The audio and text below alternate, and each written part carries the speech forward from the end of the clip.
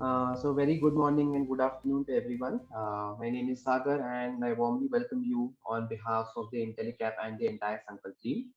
In this session, we are going to speak on how we can build resilient health systems in Africa.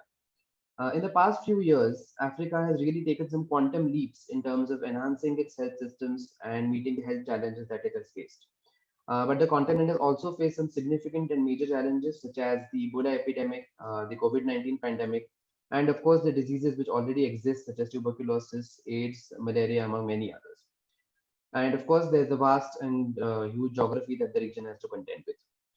There are also some systemic challenges that need to be challenged by the world as a whole in conjunction with Africa. In recent times, we have seen the severe vaccine inequity that Africa saw, and better global cooperation is needed to ensure that that does not happen again. Although vaccine supplies have risen significantly now, only 11% of the continent still has been fully vaccinated. The Director General of the WHO, Dr. Ghebreyesus, reiterated that this was an avoidable failure which could have been avoided with good global governance and respect for equitable distribution of healthcare across the world. But along with all of these challenges, Africa also has a very vibrant ecosystem where health professionals and leaders are bringing in many new ways of delivering healthcare to the continent. Novel technologies such as telemedicine, many innovative diagnostics for diseases that exist on the continent, and many other online platforms and technologies which can enhance healthcare delivery in the existing health systems have come to the fore in Africa in recent times. There has been a rising awareness among policymakers regarding the need to integrate these innovations and approaches into their healthcare systems. Africa is now serving as a crucible for newer technologies and the integration with current forms of healthcare delivery. And in some cases, it's leapfrogging to a more efficient and affordable healthcare system for the continent and serving as an example for the world. Today, we have a panel of speakers who have a phenomenal amount of experience in various domains of healthcare, and they're also committed to bringing the best healthcare to the African people. Without further ado, I'd like to provide a brief introduction to all our panelists before handing it over to our moderator, Dr. Shabir Musa. Our moderator for today is Dr. Shabir Musa. He is by profession a family physician but is passionate about universal and primary healthcare. He has extensive experience in general practice across both the rural and urban areas of South Africa and many other regions of Africa. He is involved in developing research around family medicine, community oriented primary healthcare, and health management for universal health coverage. He is a member at large and the past African president for the World Organization of Family Doctors and is also the executive coordinator for Afro PHC or the African Forum for Primary Healthcare. Next on our panel, we have Professor Petro Terblanche. Dr. Terblanche is currently the managing director for African Biologics. She has a phenomenal track record of strategic management in health technology organizations, and she has also played a key role in the design and implementation of South Africa's biotechnology strategy. Currently, she is leading the effort to develop a global an mRNA vaccine for COVID-19 in cooperation with other partners in the African continent as well as the WHO. Next up, we have Dr. Radha Shalmali Karnad. Dr. Radha is the Chief Medical Officer of HealthX Africa, which is a digital health platform based out of Kenya. Dr. Karnad is currently providing clinical oversight and governance to a team of clinicians, psychologists, nutritionists, and all of them are working together to provide state-of-the-art digital healthcare to people across Kenya. Next, we have Dr. Chibuzo Opara, who is an entrepreneur and the co-founder and CEO of Drugstop. The company is an innovative cloud-based pharmatech distribution platform and aims to provide access to affordable and quality pharmaceuticals for health facilities and professionals in the sub-Saharan Africa region. He holds degrees in medicine and surgery and a degree in economics policy and management from the University of Maastricht in the Netherlands. Our final panelist, Dr. Joel Mubiligi, unfortunately could not be here today due to some prior commitments, but he has sent us a video message. Dr. Mubiligi is the Executive Director of Partners in Health in Rwanda, and he's currently overseeing most of the organization's field activities in the country. We would like to thank all of the panelists and all of the audience as well for joining into the session today, and we hope to have an enriching session in the next hour and a half. I'd now like to hand it over to Dr. Musa and request him to conduct this event forward. Thank you. Thank you very much, Sagar. And it's great to be here and to moderate this session with a great bunch of panelists. So thank you all. Well, as Sagar has introduced me, my name is Shabir Musa. I'm a family physician.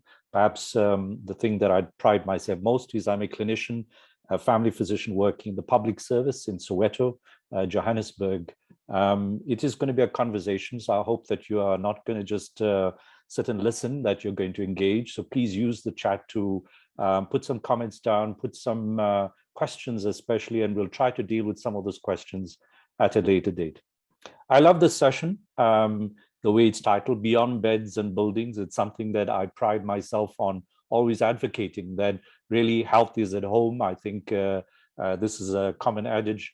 As the executive coordinator of the African Forum for Primary Health Care, that has been the passion driving me, and I think the group that has come together. The African Forum for Primary Health Care essentially is trying to bring the primary health care stakeholders, principally the workforce, leaders of nurses, doctors, community health workers, and the range of primary health care team together, and find a way in which we can together understand better how to structure primary health care and be able to advocate for it, especially given the sort of current flavor of universal health coverage and the various policy shifts in the African government, especially.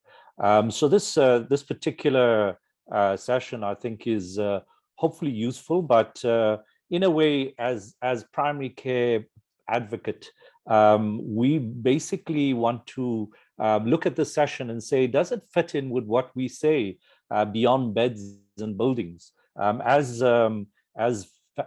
the primary health care team in the African Forum for Primary Health Care, we think that really there needs to be a clear policy, a way forward that where primary health care teams, well-structured teams, but inclusive of the range of team within Africa, both public and private, are clearly linked within a regulated system of strategic purchasing, clearly linked to small defined populations in a bottom-up fashion where they can be contracted to provide healthcare services. And we think that mixed capitation with the strong decentralization, where funds are actually available to the team itself with the mix of professionals in it, will best be able to deliver on good quality primary health care. So I'm going to challenge some of our panelists to think about that issue. Are we really addressing beyond beds and buildings in thinking about, or in talking about some of the issues? It's all too easy for technology to become the purview of those who are elite and privileged in big cities. So we have panelists, 4 of them. We're going to give them 10 minutes each, and then we'll have the Q&A. Dr. Joel Mobiligi will actually lead the way because of his video recording.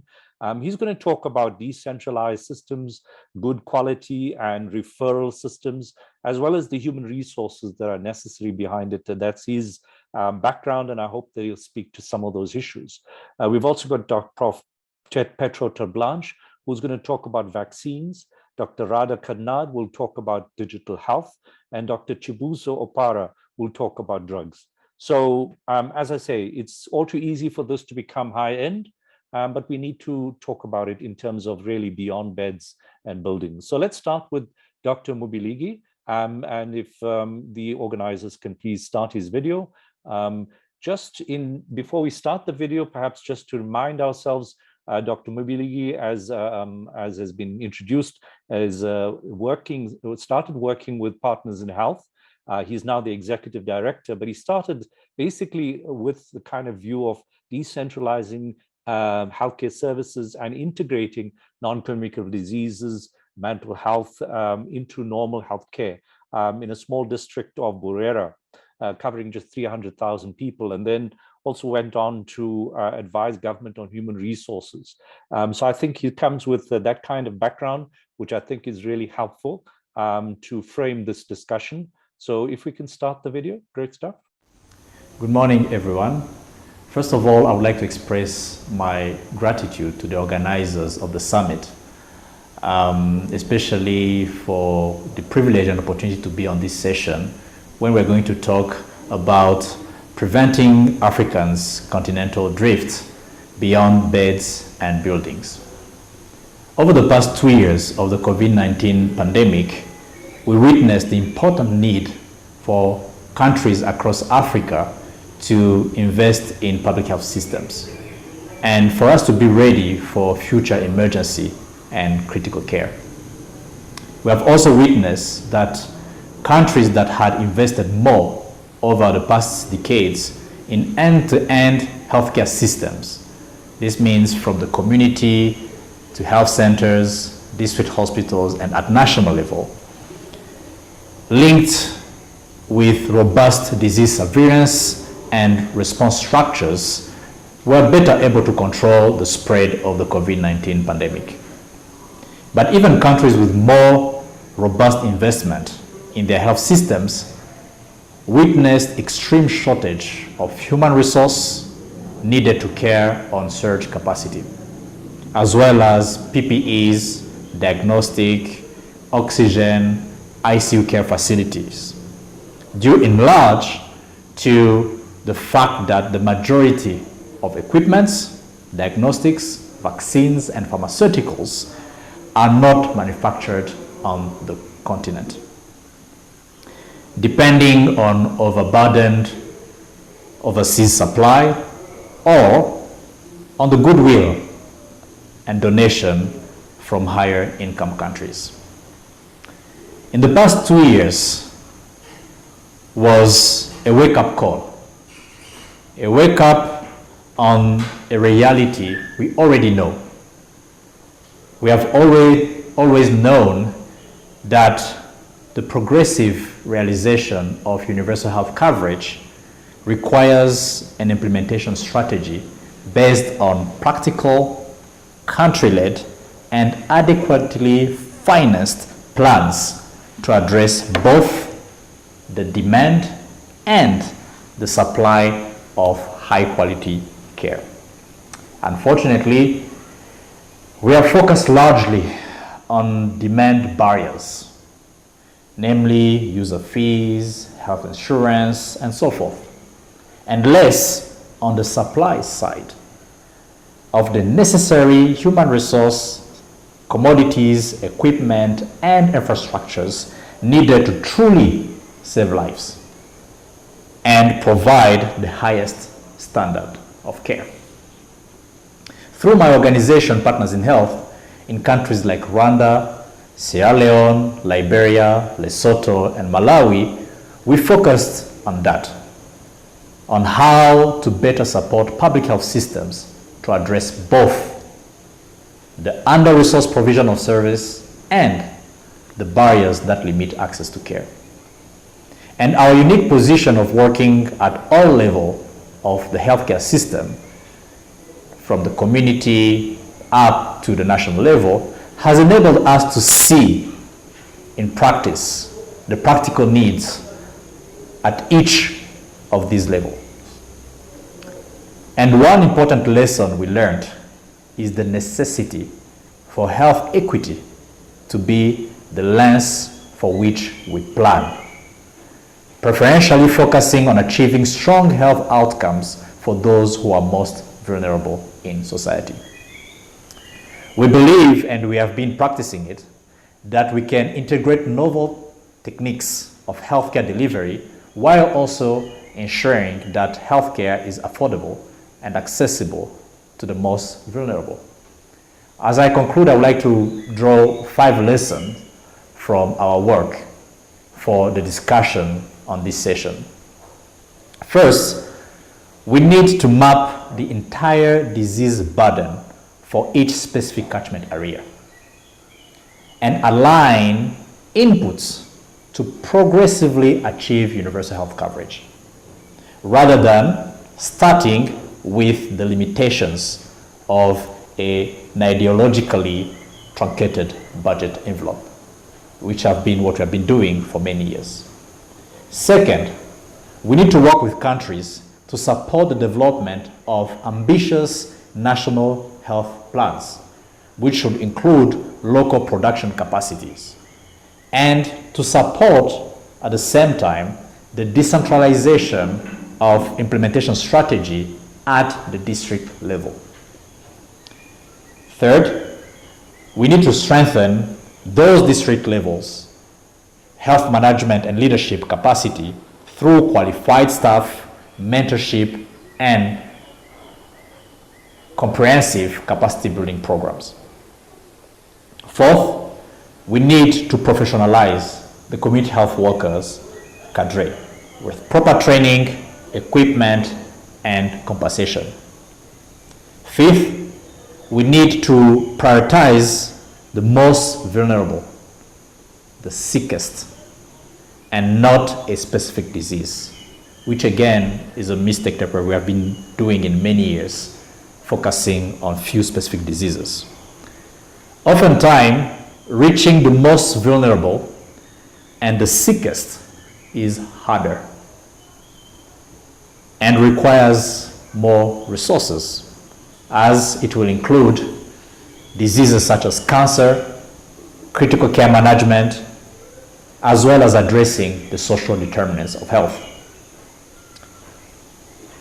In brief, though the 5 points that I just mentioned and those that the other presenters will bring on the table and the panel discussion will bring on the table might look difficult and might cost more, but not necessarily. The truth is that our ability to build robust and strong health system will reside exactly on our ability to build with inequity less. With that, I thank you for your attention, and I wish all of us a great and productive discussion. Thank you. Thank you. That was really useful. I think I really would have liked to have had Dr. Mobiligi here because I've got some questions for him, but I think he really helped us frame this discussion very well. I think that, talking about end-to-end health systems, I think was a very useful point. We need to be really robust beyond beds and buildings. And I think talking to the question of understanding the way in which people use services is really an important one. And I think we will reflect on that question of health equity, I think, repeatedly when we are looking at all our other panelists. I think what I found really interesting in what he said was this question of mapping disease burden by catchment area. And I think that's, to me, is one of the biggest challenges I face, is that catchment areas are nebulous. They speak to it as if there's a people just hanging around a facility. And it doesn't speak to the kind of high quality health systems that are in many places globally where the results are very much better. And this is where there is a strong link between a person and his healthcare provider. And that might be a team, it doesn't need to be an individual. And it underscores the point which we have raised in Afro-PHC, and that comes a lot from my experience. So I urge you to go have a look at my website, profmusa.com, and look at work I do in Shawelo Community Practice, where we have a very much what they're doing in Rwanda and in Brazil, but it actually came from South Africa, where community-oriented primary care is in fact distilled in that space in Shawelo Community Practice, where we have a defined community that is registered, and it started with community health workers who went out there and actually registered people to enter them into a panel. And we have a large panel, 30,000 people, but they very clearly know this is their service, and we have a very strong relationship between them. We also then have rearranged the service so that there's very good, strong relationship between a very professional community health worker set and the community, and we work as one. And the service itself tries to implement the best in family medicine, even surpassing private practices in South Africa. The third thing we do is to actually get the key role players, stakeholders in the community engaged. And that really helps us to engage with a bundle of social determinants of health besides the community health worker being part of that equation. And all of the information we gather in those efforts help us to look at targeted health promotion. Often our biggest problem is actually the data, the way in which we collect data in this space. And in that place, we've often tried digital means to achieve that with tablets and phones with different systems. And in a way, try to pull all that together in an EHR.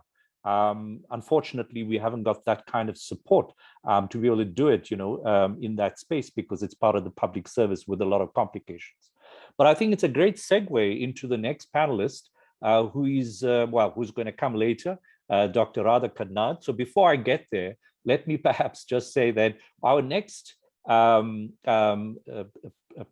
is Professor Petro Terblanche. And I think she's going to talk about vaccines. I think she's managing director of Afrigen Biologics, as she was introduced earlier, also professor in the Faculty of Health Sciences in Northwest University, worked quite a bit in the SAMRC and CSIR in South Africa. And she's been quite involved in South African efforts and also African efforts around it. And I think vaccine is something that in our setting in Shewalo, we've also been trying to look at. How do we get the community to actually get completely vaccinated? Unfortunately, we haven't been able to assess that, but I imagine that if we look at the way in which the community health workers engage with the community, that our results will be hugely better than just simply having a very nebulous catchment area as systems in most parts of Africa function. So let's hand over to Professor Petro Terblanche. Petro, thank you very much for joining us, and over to you on the few points you can share. Thank you, Shabir, and good morning, good afternoon, good evening to participants, and to Sagar and team. Thank you for the opportunity and the privilege to join this conversation. Vaccines. If we look at all interventions in healthcare, vaccines are probably the most impactful and the most important healthcare intervention in the history of man. Yet, if you look at Africa, we have, in Africa, Africa has the highest global incidence of infectious diseases, and Africa yet only produces 1% of the vaccines that this continent requires. We utilize up to 30% of global vaccine manufacturing globally, but we're unable to manufacture those essential vaccines ourselves.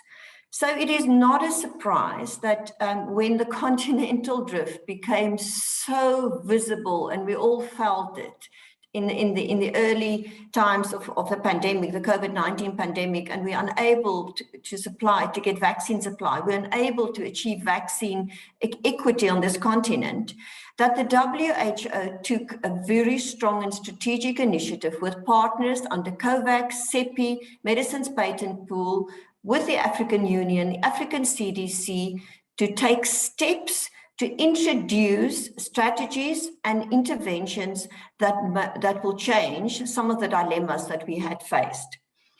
So I want to take two steps back because before I focus on mRNA Hub, which I was requested to talk about. The Partners for African Vaccine Manufacturing, under the lead of the African Union and African CDC, has put a strategy together which is rational. It has a holistic ecosystems approach, and it is focusing on changing the current statistics around vaccine manufacturing in Africa in a concerted and a very strategically implementable plan. I want to pause a moment on what are those key elements that will allow us in a holistic healthcare system have vaccine manufacturing successfully and sustainably on this continent.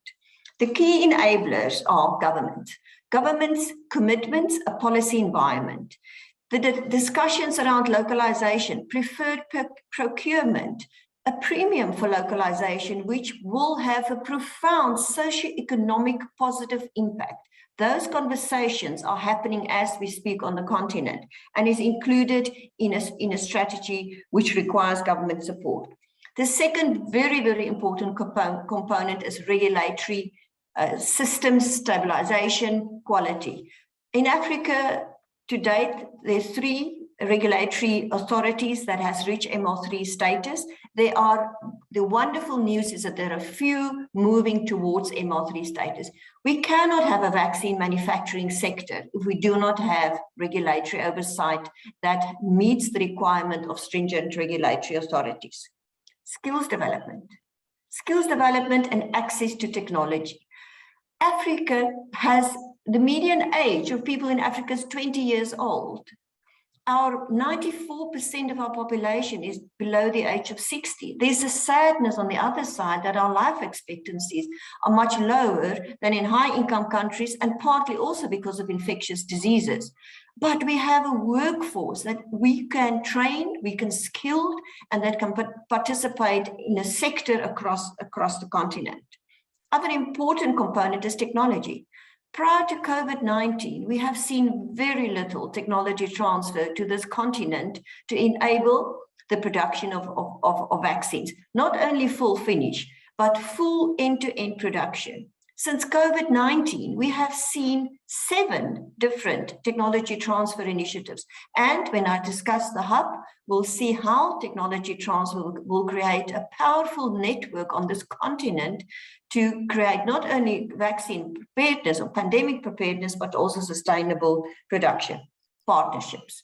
The other very critical enabler for a sustainable vaccine supply chain localized on the continent are partners. Partners in procurement, partners in a holistic healthcare system, Shabir, partners in getting that last mile, get the vaccine to the people. It does not help us to produce vaccines, but we cannot get those vaccines into the clinics. Partners around technology, partners around knowledge, and partners around investment. Then we have to have a value chain approach. I enjoyed Dr. Mabili's presentation, the holistic approach that we need to follow. This is a health systems enabler, and vaccine manufacturing and supply is one component of that. The other important component is innovation and R&D. This continent has never designed, developed, and taken a vaccine end-to-end to market. We now have the opportunity to do that, and it is starting to happen on the continent. And then we have to be very carefully look at the greenfields developments, which are totally new capacity, versus enabling and repurposing brownfield facilities that already exist, where infrastructure exists, that we go for the small wins, repurpose, upgrade, and utilize what we have. If I may talk a bit about the mRNA Hub, this WHO-driven initiative has a very, very interesting model that is evolving. The questions that we had to address is, how do we create pandemic preparedness, have 100 days response time to put a vaccine on the market, in the clinic, in the case of the next pandemic? It's not if, it is when is the next pandemic. How do we coordinate that kind of platform with a platform that builds sustainable capacity for manufacturing and supply vaccines on an ongoing basis to the continent? And in the third, very important aspect is, how do we keep these facilities running at all times, that when we need them, they're there, but also that they contribute to vaccine manufacturing? So the model that is evolving here is a very strong partnership model. And the discussions are now around, does the world need 3 billion dose facilities, or is appropriate for Africa, smaller facilities, less than $20 million investments, 20 to 50 million doses, targeted, coordinated, and focused on the 22 diseases of importance that the Africa CDC has identified. And I have to say, in our case, we are building the mRNA Hub and the mRNA platform, but there are other vaccine manufacturing platforms that are equally important for Africa. And those, I hope we will see more and more of these networks evolve on the continent. But why is mRNA important, and why did the WHO select this particular platform? Firstly, it's very responsive. It is a true platform. It leans itself to versatility, to multi-product production, and to rapid response. So it is a very, very enabling platform for a continent that starts from very little. What I can also share is what is for us amazing now in the last 2 weeks of announcements is that this network, this powerful network of mega projects now in Africa includes not only South Africa, but Senegal, Tunisia, Egypt, Nigeria, Kenya. We and I'm missing one, to South Africa, Senegal, Nigeria, Kenya, Tunisia, and Egypt. This is representative of the regions, and these partners of the mRNA hub, the WHO mRNA hub, will be empowered and will receive technology transfer to build a facility that can produce vaccines using mRNA platform, but can also remain in a readiness state that if we need rapid pandemic response, that we have those facilities sustainable, running, and response within 100 days. I believe that we need, as Dr. Mabili said, we need a rational, targeted, directed approach, holistically looking at healthcare as a system. We will not succeed by meeting the needs and changing what we call the continental drift. I think it's a very, very emotional, but a very true description in vaccine supply, unless we have a health systems approach. So thank you for this opportunity to share, and I'm looking forward to the discussions. Thank you, Petro. That was great. I think, that looks like great work that you're doing. I think, it brings up an important idea of self-sufficiency in Africa. I think we all value that. And I think COVID has just made us realize just how dependent we are. And it's great work around the mRNA hub. I think that sounds exciting. I think, you mentioned in a way, I'm not sure that you spell it out clearly, but I think you talked about the fact that there needs to be a public-private, very holistic approach that brings in the private sector. I know in South Africa, there's been a huge embrace of the private sector, especially in the whole vaccine effort, more delivering the vaccine than even manufacturing, where governments, suddenly claiming the private sector as part of its, its process. But it doesn't do that very well generally. So I'm just wondering, and this is just a fear, looking at the lens again from the equity lens that was raised earlier. Do you think that that governments are going about this in a smart way without using funds in very expensive technology and infrastructure for something that may not be, that one could get cheaper vaccines globally? It's just come up because now we've, in a globalized world, we suddenly realize that there are boundaries, but it might shift back to normal. So what's your thought about the equity around this expense? Is there a good rationale for putting out that money? Yeah, so Shabir, the first comment that I want to make is it has to be public-private partnerships. We know that when the public sector and the private sector, with the different dynamics, the different culture, the different orientation, comes together with a common goal, that we have a successful intervention. I think that history has proven many, many times. I think we have to look at this investment in creating capacity on this continent, and in this case, mRNA, in a different way.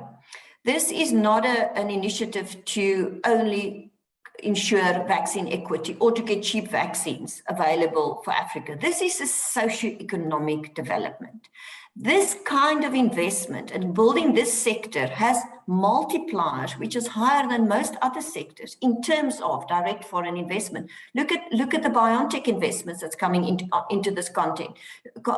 Look at what Moderna wants, and look what J&J has done. Look what BioVac is doing with partners. So direct foreign investment into this continent is an economic builder. Job creation, quality job creation, where one job's multiplier is 15 to 20 and not 2 or 3. Thirdly, innovation capacity. Innovate with us. This continent has the scientific base and capabilities to also contribute to global vaccine innovation, but we need the facilities and we need all the different components to be able to do that. There's the issue around GDP. The Africa market for vaccines is estimated to be about $38 billion US. That's a very attractive market. Why can't we, in our own rights, capitalize on that market? Absolutely. You're right. We have to be careful with funding, and we have to be really resourceful in our investments and make sure that it delivers. Thank you. Wonderful. No, I think that's excellent. I think we do need to have our head about this process and really think about it carefully and get the biggest bang for buck using all that is available to us. And I think there are comments about universities. I imagine that is also part of the process of capturing university expertise broadly. So let's go to our next, presenter panelist, Dr. Radha Kannad. As mentioned, she's the Chief Medical Officer at HealthX Africa, which is a online sort of medical service, and she provides clinical oversight to a bunch of healthcare workers in that platform. And she's also a UK NHS trained doctor. Dr. Radha, are you originally from Kenya and went to UK, or?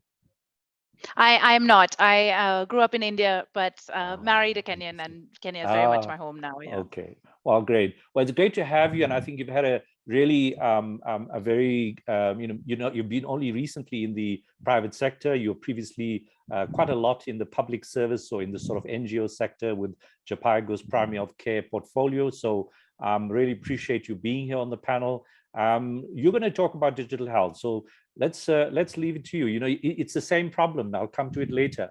The problematic investments with little results. Do you want to share about your thoughts on how this can work for Africa in terms of beyond beds and buildings? Yeah, thank you very much. Thank you to everyone at Sankalp and Intellicap for having me here.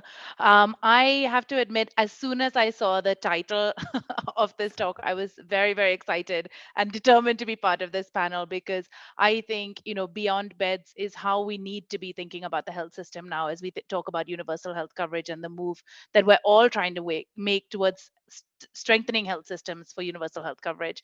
And it's, I think, as somebody who's moved from sort of the public health sector and NGO sector into private healthcare, there's no question in my mind that digital health has a role to play. Not to say that it is the solution. I think that's sometimes a problem with how we phrase digital health and telemedicine, but certainly a missing piece in the health system as it currently stands, as we look towards building universal health coverage in our countries. And I want to just take a step back first and talk to you a little bit about why I think that is the case, and share a little bit of data from Kenya. But to say, I think that this applies probably across, I think many of you from African countries will recognize some of these statistics to be probably relevant or fairly true in your settings as well.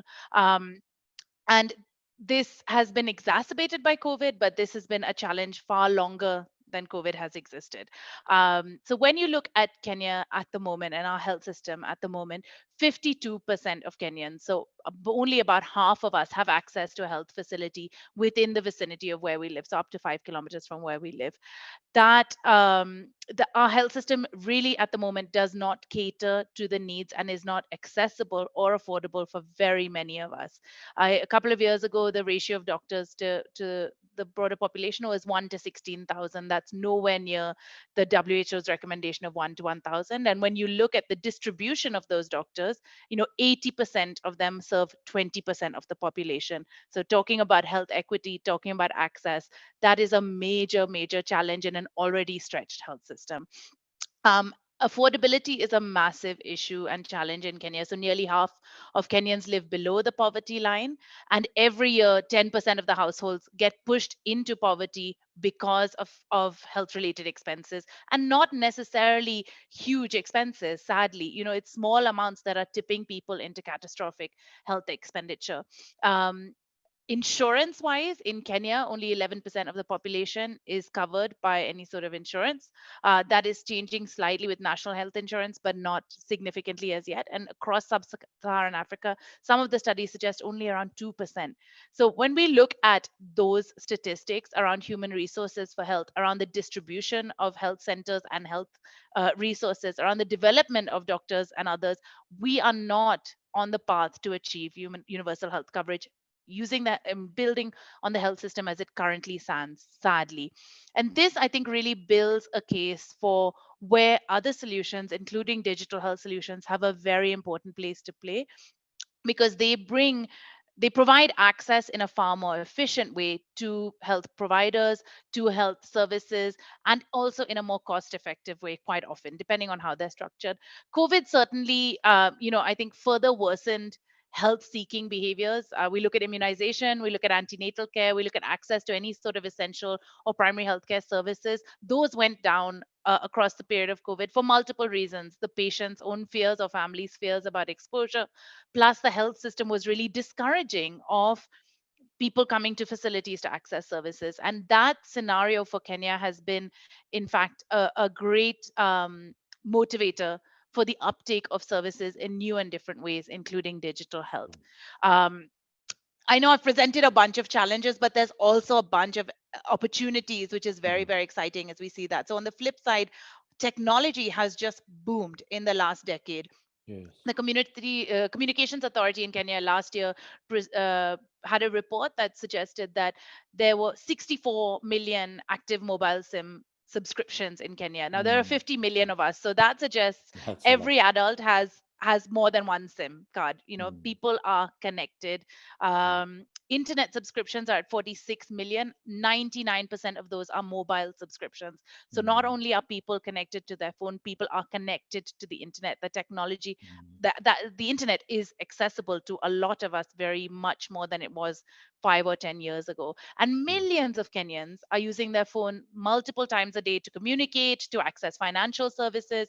M-Pesa, which is our mobile banking system, has changed the face of how Kenyans operate with regards to their own finances. It's we're using our phones for working from home, for shopping online, for studying, for socializing. The one place we're not using it in a very structured way as yet is healthcare, but it is starting to happen. And I think as we talk about digital health, people sometimes feel that this is sort of a new thing, but we have been doing this for a long time. When we go to social media for medical information, for updates, when we go to what we call Dr. Google, not that I'm saying it's the right place for health education, but it is a way that we're accessing healthcare. When people use their wearables or healthcare apps to track menstruation, child development, all of those sorts of things, those are different ways of that digital health has already infiltrated into the lives of many of us. And so this is not, I think, new, but it has not been structured and systematized in a way that really feeds towards health equity. But I think it builds an incontrovertible case for digital technologies, really. There are three challenges, and I just want to talk about that very quickly, that I see as the main ways that main things we need to address or opportunities to address. One is regulation or the lack thereof. At the moment, digital health is relatively unregulated in Kenya, and we need a regulation that really allows private sector models to thrive. We don't see that happening at the moment. Digital health, I think you mentioned this earlier, is very much viewed as the purview of the private sector and of people who can afford it. That needs to change. Digital health could be a solution that really democratizes healthcare, makes it more equitable, makes it more accessible, but we need to change how we're thinking about it and the lens through which we look at these solutions. And finally, for the most important of all, I would say, is trust. There is already a lack of trust in the health system as it currently stands. And when you start to talk about solutions that you may not even see a provider, you may be speaking to somebody on the phone, we're asking for a lot of trust, and that has to be earned. There's a lack very much of transparency and data, a fear of replacing the existing health system to digital health solutions, which I think is misplaced. And we really need to use digital health solutions to help us focus on, like, what are the internal benefits from the health system as it is, and how do we promote that using additional health services. So thank you very much for the chance to give these first initial thoughts, and looking forward to the discussion. Wonderful. No, I think that's great. I think the question of digital health. I mean, I'm a techie. I love stuff around it, but I'm very wary of the fact that in real world people are just not keeping up with it, despite the fact that all this infrastructure, all this availability is right there in front of them. One of the big challenges I have is, and I'm just a quick response in terms of this equity lens. Again, governments tend to think they can do everything, and not and not explore the private sector well. And you mentioned the regulation. I see lots of governments trying to put out big systems in IT and just completely flopping. Usually it's a big contract for some friend or pal, in a corrupt process. What do you think about the way forward in terms of government and the way it embraces technology to be able to achieve equity and results? That's a great question, and I think the thing that we are all grappling with at this moment. I think the opportunity is there. It's there for the taking if it's done right. The private sector, what the private sector brings or technology brings is an ability, is an efficiency and a willingness to take on some of the risk that the government is not willing to take on this early in introducing some of these technologies. And I think going back to what Professor Terblanche said, like private public partnerships or public private partnerships are absolutely critical to making this making digital solutions a part of the healthcare system and strengthening the healthcare ecosystem more broadly. It's not going to be a solution that the private sector is able to implement alone, nor is it a solution that the public health system is well placed to deliver by itself. If we don't work together, it's just not going to Absolutely. happen. Absolutely. I'm just curious, you talked about trust by government, I imagine, of digital health, but I'm wondering about trust by communities, by users in Kenya. So what has the response been to HealthX as an option? I mean, you all are working as a private company. What's the response like? Can you share something about how well it's going? Yeah, I mean, it's very varied. Thank you for that question, because I think more than anything else, trust is what drives people to the belief in the system is what will allow people to use systems like ours or not.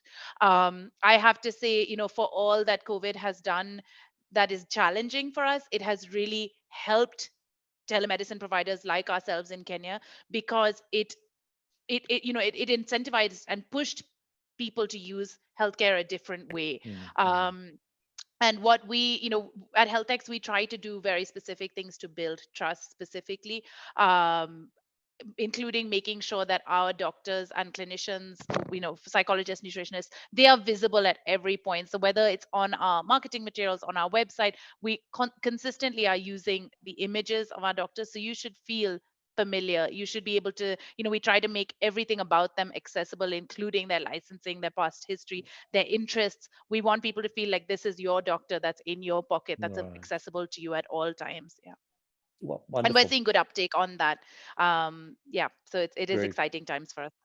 Nice. Well, let's move on to our last speaker, last panelist, Dr. Chibuzo Opara, who's CEO, co-founder, and co-CEO of Drugstock, which is a pharmatech distribution platform providing access to good pharmaceutical products for healthcare facilities. He's also worked with the WHO World Bank and has a degree not only in medicine, but economics, policy, and management from Maastricht. Well done, Dr. Opara. So you're a smart chap. So tell us about what you've been able to do in this drug space to achieve universal coverage and go beyond beds and buildings, which is the challenge. Thank you very much, Professor Musa. So, like everybody has said, I mean, the topic is absolutely a showstopper. It definitely had me thinking when I saw the topic. I mean, in the space of pharmaceutical distribution and getting pharmaceuticals to that last mile, the challenges in sub-Saharan Africa have continued to be one that derives from fragmentation. Now, we've had a system where, due to the poor infrastructure, it's been traditionally difficult to have pharmaceutical products move out of the warehouses of these pharmaceutical companies, go through, the distribution space and get to the last mile to the patient, the right price, the right quality, and for the right purpose. What you've also found is the development of these open drug markets, which have sort of become the distribution route in a lot of sub-Saharan African countries, reaching as high as 50-60% of the distribution for pharmaceutical products. These products, this distribution style has led to three key issues.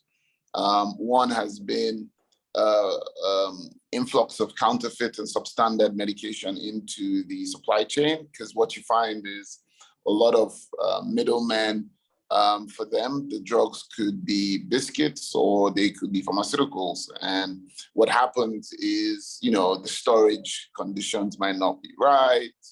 And some scrupulous people would mix these products. A shocking statistic is that the global counterfeit drug market is actually bigger than the heroin market, which a lot of people don't really know. So it's actually quite an endemic, crazy space. The other challenge, obviously, is one of access. Now, if you have fragmentation in the space, what you have is you might have these pharmaceutical companies who are trying to get products to specific patient pools, but because the gatekeepers, who are usually healthcare providers, and the distribution space and pharmaceutical companies are sort of out of sync because of this fragmentation, what happens is that the signals from the patients, derived obviously by the providers, don't get to the manufacturers. So you have a lot of hidden demand for products and a lot of patient populations that are orphaned because of that lack of access. And even sometimes when the product is on the market, this product might not be able to get to the right patient population just because of this unhinged distribution space. You might have a situation where a hospital is like, oh, I'm not going to spend that amount of money on a product because it's too expensive for me to hold. But then they keep getting demand. And what happens is they don't tell the pharmaceutical company that they want the product, because the pharmaceutical company is like, you have to buy at a certain price and a certain amount. And the hospital is like, I'm not going to spend half my pharmaceutical budget for it. And you have the case where the patient needs the drug, and where the health insurance is not active. For instance, in Nigeria, you have out-of-pocket payments accounting for something like over 90% of the payments for healthcare, as opposed to insurance and things like that. Then you have that significant challenge of being able to provide or get those products to the patients, all sorts of access issues, knowledge, financial, geographic, infrastructural issues that relate to this access. The third and not the least of the challenges that derive from fragmentation is one that comes about due to the intransparent pricing. So because there's so many middlemen, what happens is that these prices fluctuate. In fact, there was an interesting study by UNIDO which showed that the price of pharmaceutical products go anywhere from 2 to 64 times the international reference prices in sub-Saharan African countries, which is kind of crazy. And even in sub-Saharan African countries, you find that the pharmaceutical products are actually cheaper in the urban areas than in the rural areas, which is just mind-blowing. And the practices obviously are more regulated and more quality focused in the urban areas than in the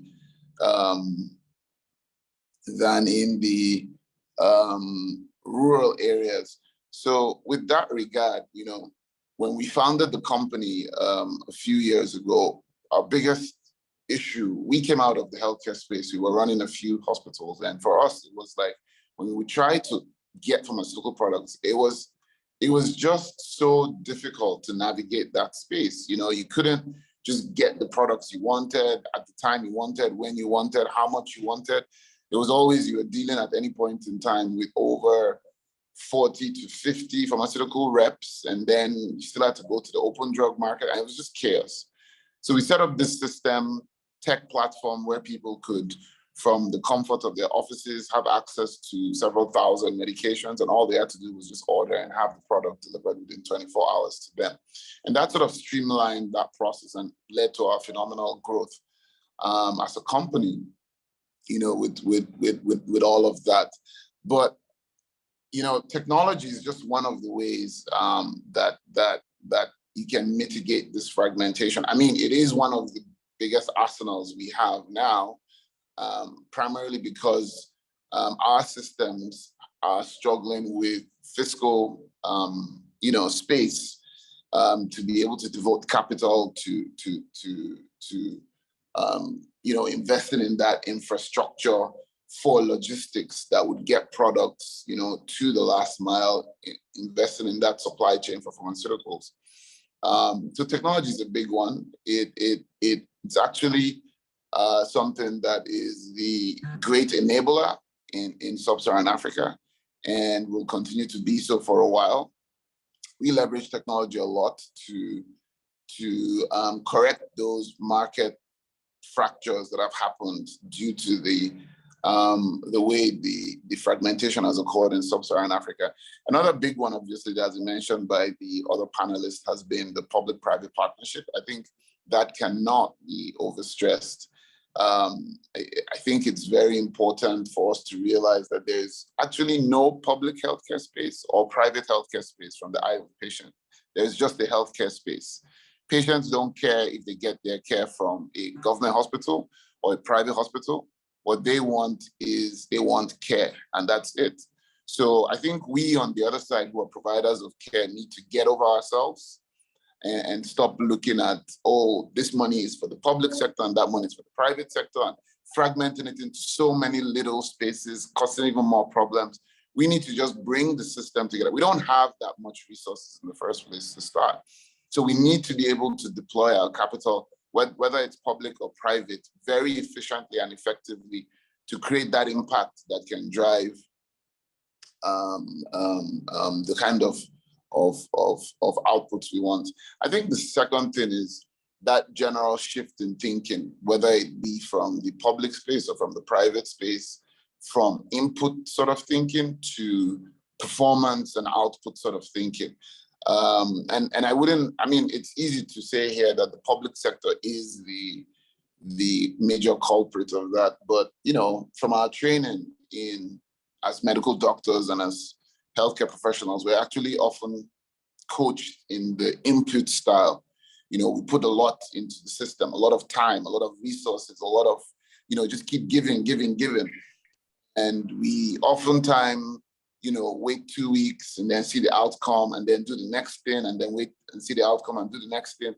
You know, I think it's time to think about provision and organization of healthcare, you know, at a different level, where we sort of start to look at what is the outcome that we're looking at across disease groups, disease populations. You know, how do we bring these population groups down? How do we allocate responsibility for this to whether private or public sector to drive this down, instead of saying, you know, I'm going to spend X $1 million to look for this outcome. And then 2 years later, we're like, oh, that didn't work. Yeah. Okay, maybe we want to spend is that, you know. So we need more of that sort of thinking. I think the one of the final, if you're going to take two things from this conversation, I think it's important to realize that technology is the great enabler, and a lot of technology has happened in the last 3 years, a lot of technological leaps. There will even be a lot more in the next 3 years, and a lot more investment into existing technology space. And that's because technology gives us this opportunity to leapfrog our current infrastructure challenges. At the same time, it's what we in the policy space would call a policy window of opportunity. It creates that window to redefine our existing engagements for stakeholders. And I would say that we shouldn't squander that window. We should take that window, leverage it, and try to hit as much impact as we can as possible. Because, you know, 10, 20 years from now, the Africans that are less than 20 years old are going to be asking us, what did you do in your time to ensure that healthcare didn't go down the hill? You know, after all, you guys lived in the generation that Facebook was started, Tesla was started, Amazon was started. What did you guys do in Africa? Was it just Jumia? Why didn't you guys transform health? You know, absolutely. Absolutely. Thank you very much, Dr. Para Chibuzo. Appreciate that. I think exciting stuff. I think you've got lots of reach with your company, and I think that's really interesting. I think that, you know, it's not just fragmentation in supply chain, it's fragmentation in the entire health system. It's probably across government. It's because of our dated understanding of organizations, the way organizations behave and people behave, and the way to organize government. and the way policy then comes through, which is very reductionist, very top down. And I think it creates all the challenges that allow the difficulties that you've just pointed to. And it's not just, for drugs, it seems to be across the board. So I'm just wondering, you basically have wide reach, and in a way you've become a trusted provider. Is government part of, your you might say customer? Are they one of your customers? And how do you find them relating to you, as a private provider? I'm just curious about the way in which you are part of government functioning and which countries, because we find in South Africa, for example, and I think this might be true of lots of other countries, it's very centralized control of procurement, and lots of rigidities in that process, where they don't let people actually take charge of it. There's some changes in South Africa, but I'm just curious as your experience in the rest of Africa. Thank you very much for that question. It's actually a very pertinent question, and a very, it is one of the things we face every day, with that style of approach. But the key thing to realize is that government is not one thing. And yes, while that might be the prevalent approach, what we found is, for instance, Nigeria is a federating country. So it's not one government, it's 37 governments. There's a federal government and there's 36 state governments, who all have their interesting ways of approaching healthcare. So some might have that central command and control. Others might be willing to apportion out a certain part. And the honest truth is that, when we work with governments, we tend to show up with, there's very little investment on their part. In terms of cash, there's more investment in terms of, co-designing outputs, monitoring outputs, working with the system. So it does have this appeal, and allows governments to sort of, work with us to understand. I wouldn't say zero investment. I would say what they benefit out is much more than, what they put in. And a lot of the time, the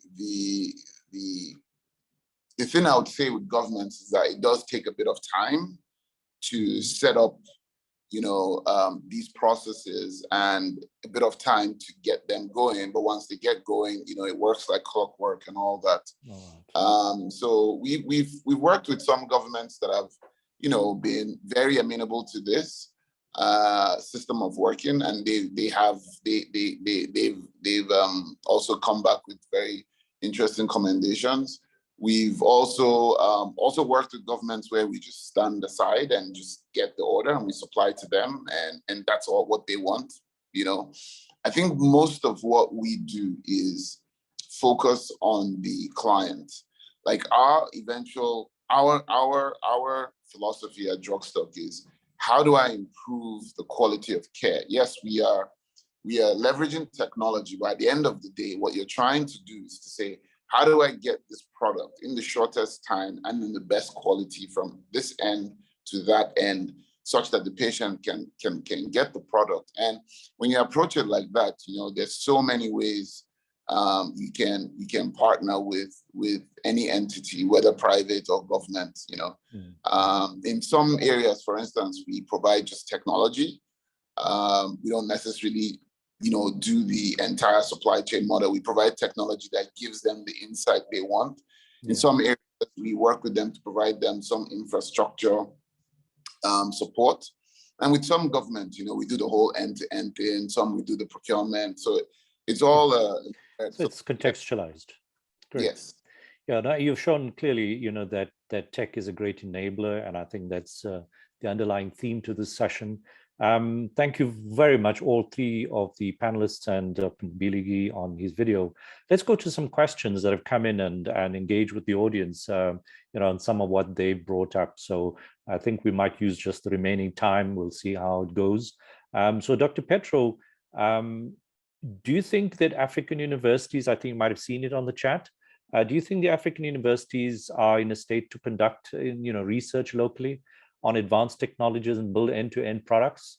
I think that's probably a university-based question, but I think you can talk to that context. I think people are obviously in an academic space. Yes, I think it's an easy answer, and the answer is absolutely. Right. If we look at not only South African universities, but universities, but across the continent, there are significant capabilities in immunology, virology, vaccine design, even innovative vaccine candidate development. The problem we had up to now is there are gaps in the development infrastructure. Where do we go with these candidates if there is no clinical trial facility? Where do we go with these candidates if the regulatory system cannot support and assist full development? Where do we go with these candidates if we do not have the ability to scale and do pilot GMP manufacturing? That is critical infrastructure, essential for full innovation. So what happens is often some of these inventions get exported to other hopefully Europe and the US, where we then buy them back at high cost. And worse still is that they get lost. Or they get lost. So what is very important is what we're now doing in the network, and which the Partners for African Vaccine Manufacturing is doing, is to create these facilities. The facility here at Afrigen, at the mRNA Hub, it will be the first end-to-end clinical supply, vaccine clinical supply facility on the continent. GMP license, international and WHO pre-qualified. That will be one of, I hope, more than one that will be created that will fast-track development. Yes, our universities, absolutely, and there's a critical knowledge base that we need to translate now into market-ready products. So in that, in the hub, are you all having universities already linked in to that process? Yes, so the most profound one is Wits University as our partner. The breakthrough that we had by making the first mRNA vaccine candidate, in which we announced in January, this would have been impossible without Wits University. So that's the partnership. Our partnership with the University of Cape Town on the scale-up, pre-GMP scale-up. Our partnership with Northwest University on the clinical development program for preclinical development. And then, of course, the South African Medical Research Council partnership is critically important. Yes, in this network, there are a number of universities already integrated, particularly in innovation, across the continent. Yeah, I think it's very important that we really take the entire continent in this process and involve. I think that lots of universities struggle with just the ability, government often don't treat universities seriously. They just think they're churning out professionals and don't invest in their research capacities.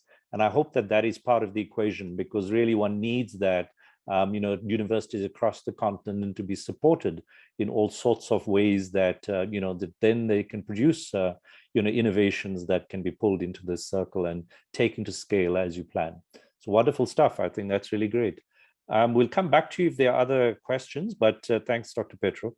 Rather, there's a question, I think, I'm not sure whether it's the same one that is Mukta's question, but it's aimed at you, and I think Sagar has given it to me. It's about regulations, trust, and perceptions are three challenges in digital health. What are some of the operational challenges which you've experienced in reaching the last mile through such solutions? Do we have the tech capacity of service providers and users on the ground able to play a role? Thank you so much, Shabir. I did try to answer that in the chat. Yeah, go ahead. You can. And I will speak to that a little bit, but I did want to also address the question from Mukta around digital connections, digital literacy. Yeah, go ahead. You can speak to that as well. Thank you. Yeah, so I think, speaking to both very quickly, Nikita, Dr. Para spoke to very much of what I feel are the biggest operational challenges, which is that, as a clinical service provider, we are able to do the consultation, the clinical services pretty easy, but it's everything. When we talk about end-to-end services, that is not seamless yet. We don't have a good pathway for the delivery of medications, for laboratory services at the last mile, for imaging. All those sorts of things continue to be a challenge. It's amazing to me how technology is changing. Like every week I'm talking to people who are developing these incredible technologies. It's very exciting, but we have to figure out how to get them to where they need to be. And I think, sometimes regulation, we talked about regulation a little bit, is actually counteracting the progress that we're making on the tech side. For example, multiple countries that are prohibiting e-prescribing. Now, if you say, okay, you can have a Professional clinical turf issues. consultation. Yeah, but if you need a prescription, you must go in to see a doctor. That not only it disincentivizes people to use telemedicine or virtual services, but it actually disincentivizes them to use the health system at all. They're not going to see that doctor. They're just waiting till they're much sicker. Unfortunately, that's what we're seeing. And systems that encourage and allow for, in a safe way, things like e-prescribing, things like diagnostics at the community level, really are the ones that are looking towards health equity. Speaking to Mukta's question just quickly around digital literacy and digital skills, Mukta, I think this is such an important question, and there is the potential for technology to further increase inequities in services. There's no question about that. If we deliver them wrong, technology will continue to serve and benefit very small sections of the population that can afford it and nobody else. And I think that's where it falls to us as service providers, as designers of these technologies, to think about or to design the technologies to meet our users where they are and where their tech capacities are. It doesn't make sense to develop super high tech solutions that nobody understands how to use. And I'm a clinician and I'm in the tech space now, but this is all new to me and I'm learning, and it is challenging. And therefore, we're very focused, at least at HealthX, at designing solutions that actually address that are built around the tech capabilities of our users. We know they're connected. We know they have a mobile phone, and most or many of them have internet access. And based on that, we're trying to build solutions that actually work for them, as opposed to our idea of what the best solution is, and then trying to pull users with us. Because I think that's where you get a really huge, you can actually compound inequities that currently exist. Absolutely. I think, the digital divide is an important one, but it's a very multi-layered one. The governments themselves are often the challenge because they don't provide cheap access that is available to everyone in country, and battling with all the African challenges to deliver on that kind of thing. Part of the culture, of bureaucracy in African governments. So I think that's a great response. Thanks, Radha. Dr. Para, there's a question for you as well. So I'm not sure who's asked it, but it's how has the global patent regimes and intellectual property rights affected people's ability to buy and pay for expensive medication? I think he's perhaps talking to the space of generics, perhaps availability to you as a pharmaceutical distributor and the way in which you manage that, or manufacture. I'm not sure whether you're seeing manufacturing in Africa and those kind of difficulties emerging. I'll try to speak to the heart of the question, which is, does intellectual property pose a challenge, I think. I don't think intellectual property rights pose a challenge yet. If you would say there were 100 products and you're trying to get, I would say maybe intellectual property poses a challenge in like 10%. Now, the question of this mostly new drugs and high-end drugs, new drugs. Exactly. Yeah. So the question is, what 10%? If you fall into that 10%, then obviously it's very important to you and you don't care about the rest. Yeah. Having said that, I think, with manufacturing, I think there's a whole lot of other challenges that, we need to get right, even if we get the intellectual property access that we're looking for. We need to get the financing, the infrastructure, the distribution, the purchasing power, all of that, insurance. We need to get all of that right, because even if you do get your intellectual property access that you're looking for, you still can't produce if you don't have those things right. Now, having said that, I do think that intellectual property rights with regards to pharmaceuticals have been a a big conversation, and every couple of years there's always one country that goes against the big pharma lobby to break one patent. I think South Africa was one a decade ago or something with HIV drugs. But I think that in my experience, right, I think a lot of these new age drugs also come with a huge investment into other things. And if you really wanted to get a product, short of one of these innovator drugs that maybe one company is holding on to the access, usually within a few years, the patent rights expire, 10, 15 years sometimes. And oftentimes the insurance markets in these countries sort of lock out, or a lot of companies focus on these countries, these 7 big pharma countries that they focus on, And when you look at the diffusion of these products, I'd say something controversial here. A lot of the time, it's not the intellectual property rights that prevent them from migrating into markets. It's usually the distribution channels, sales channels, the willingness to pay. In some countries, in our 7 countries of the world, the health insurance spend from those countries is phenomenally insane. And these countries are targeted first by pharmaceutical companies to introduce products. Now, if you are from one of those countries and you wanted to manufacture those products, I'm very sure the pharmaceutical company would not say no. They would want to manufacture and probably get you to pay for some licensing fee or something. In terms of, is it right or is it wrong that these companies keep their patents? The companies have elaborated an argument that says they need to recoup their investments into research, and that if they give out the rights for free, then there will not be any research carried out. Now, there are pros and cons against the arguments. I mean, you've seen companies dominate and continue to bring out, a lot of innovator drugs, and so that has supported their argument. But on the other hand, I mean, the guy who made the polio vaccine licensed it out for free, right? Which is why the entire world has it, right? So there's definitely great arguments, but in terms of, is the intellectual property license preventing the distribution of certain medication, I would hazard my thoughts and say that it's not the most profound reason. And even if you solve that access point, there's so many others that we need to solve before you will have the products as you want.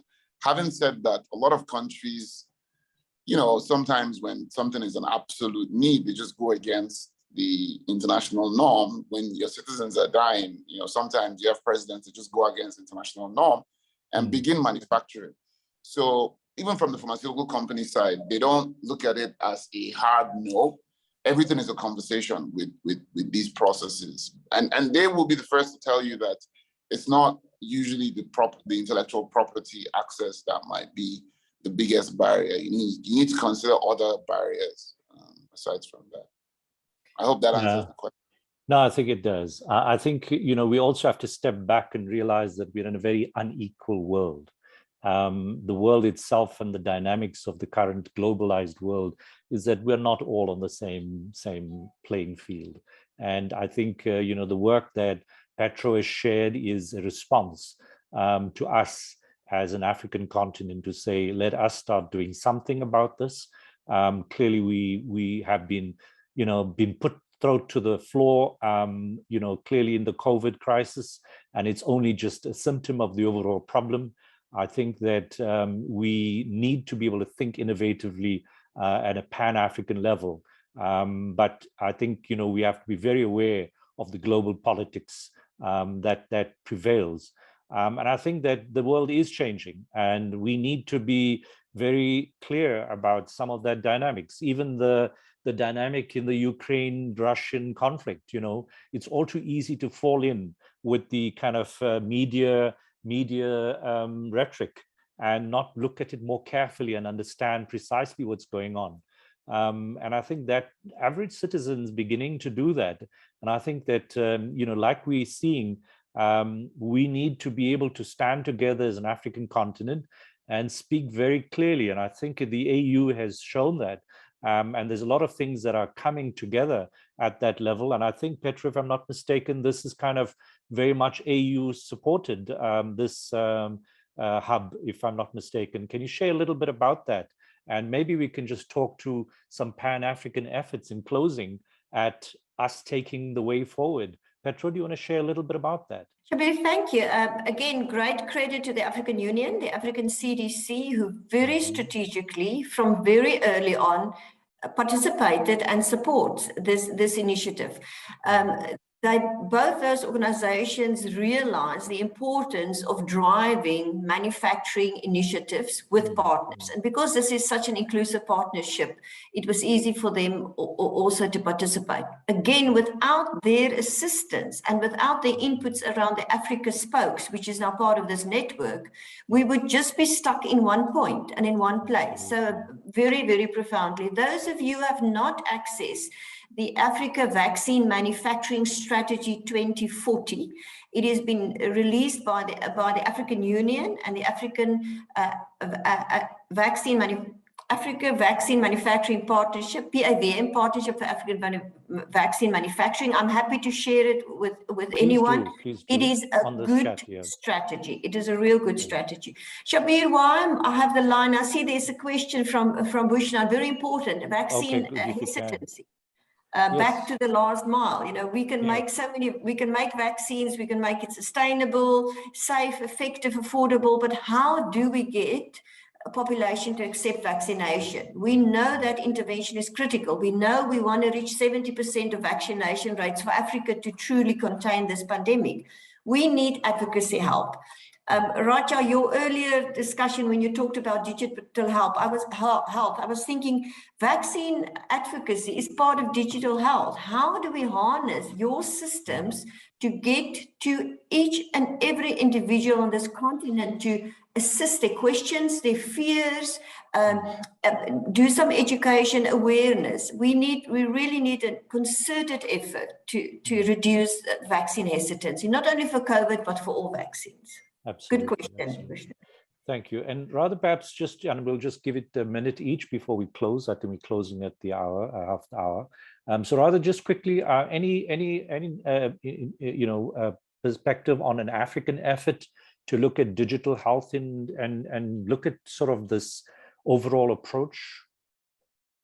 Yeah, I think there's actually significant movements in a lot of different ways. Obviously each country themselves looking at it, but we do see a lot of learning across, for example, the East African region. I think with Afro PHC we've had panels where we're trying to bring in perspectives from across Africa. There's a long way to go with that. I think digital health being viewed so much as a private sector initiative still is a challenge to sort of the governments and the right people having these conversations. But we're starting, and that's very exciting for me. Wonderful. No, great stuff being done there. And Chibuzo, do you have any perspective in this in terms of AU continent level efforts to address some of the challenges around drug distributions?